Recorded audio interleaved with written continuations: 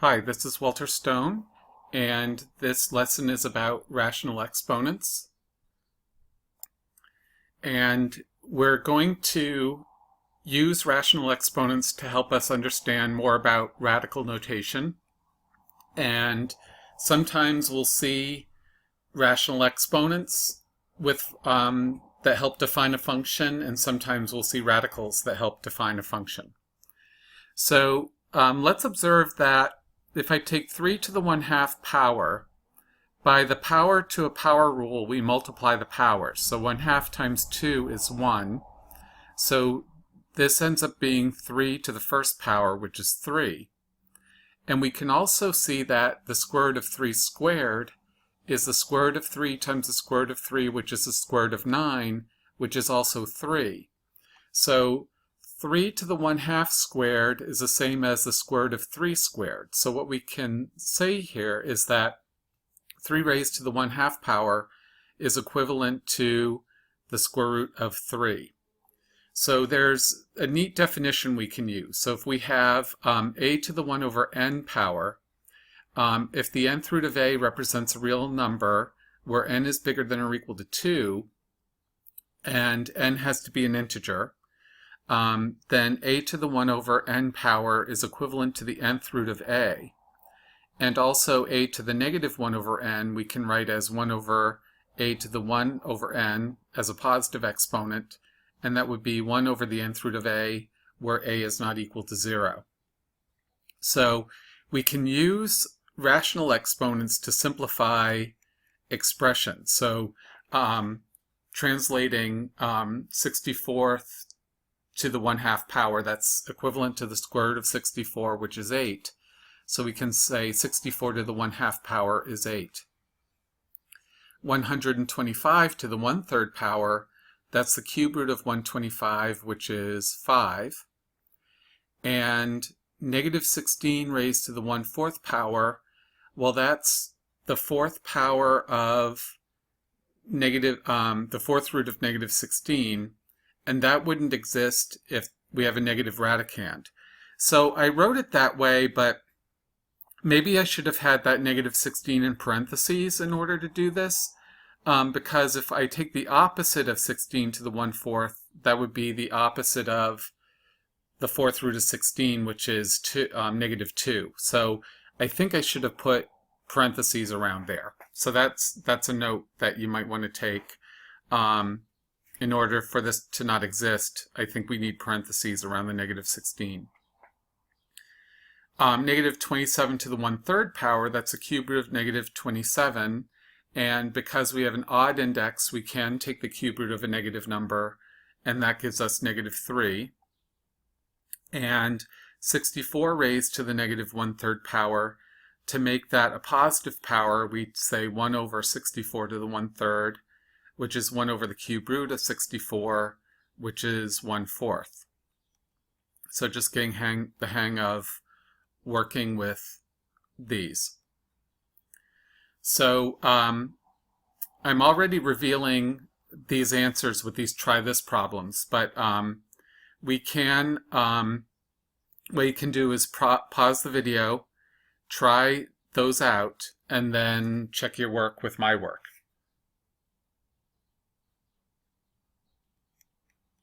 I didn't mean to reveal those answers before. But 25 to the 1/2 power is a square root of 25, which is 5. 8 to the 1/3 power is a cube root of 8, which is 2.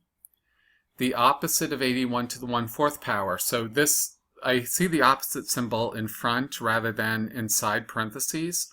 So I'm saying that that's the opposite of the 4th root of 81, which is negative 3.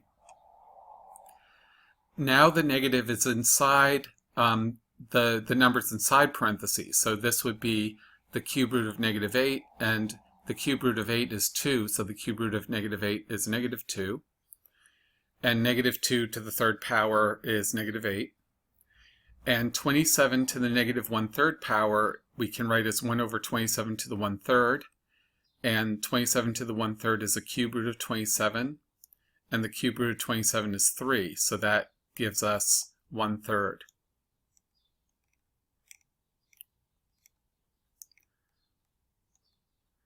So if we have the expression a to the m over n, then we note that the nth root of a is equal to a to the 1 over n. So this is like the nth root of a raised to the m power. Or we can write this as the nth root of a to the m. And if I have a raised to the negative m over n, that's 1 over a to the m over n power. So 27 to the 2/3 I can write as the cube root of 27 squared. The cube root of 27 is 3, so that's equivalent to 3 squared, which is 9. 9 raised to the 3/2 power, that's the square root of 9 cubed. And the square root of 9 is 3, so that's the same as 3 cubed, which is 27. And 81 to the negative 3/4 power, that's 1 over 81 to the 3/4. And the fourth root of 81 is 3, so that's like 3 cubed, which is 1 over 27. So try these 3 problems, pause the video, try these out, and then come back and check your answers.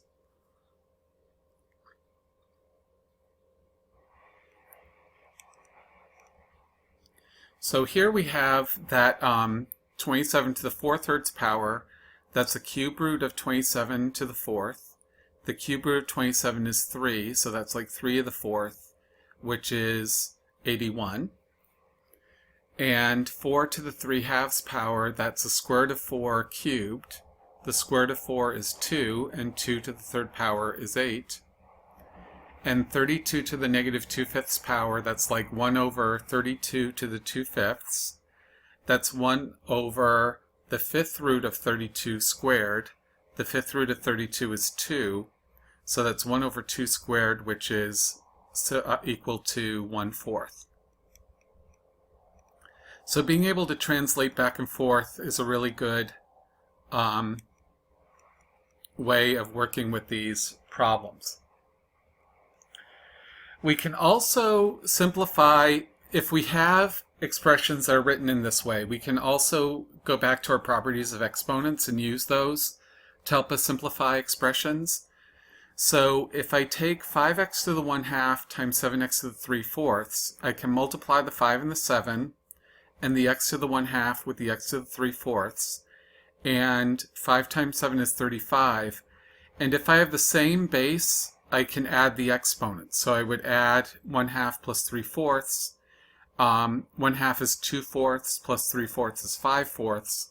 So this simplifies to 35x to the 5/4. And if we take 32x to the 5/3 divided by 16 to the 3/4, I can take 32 over 16 times x to the 5/3 over x to the 3/4. And if I have division where I have the same base, I can take the difference in exponents. I take the numerator power minus the denominator power, and 5/3 minus 3/4 is 11/12. So we have 2x to the 11/12 power, and leaving these expressions with rational exponents is fine, okay, when we do things like this. So pause the video, try these 2 problems in your learning guide, and come back and check your work.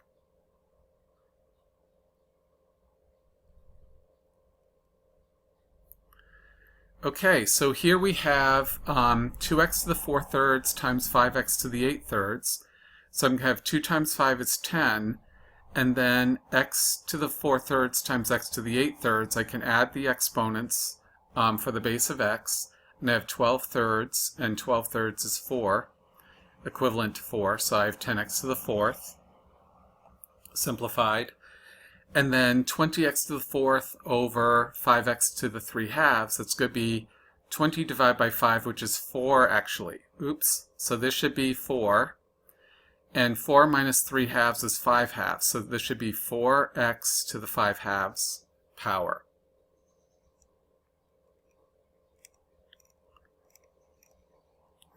Okay, so one thing you want to do is try the written exercises and work on the online homework corresponding to this learning guide, and we will see you in class.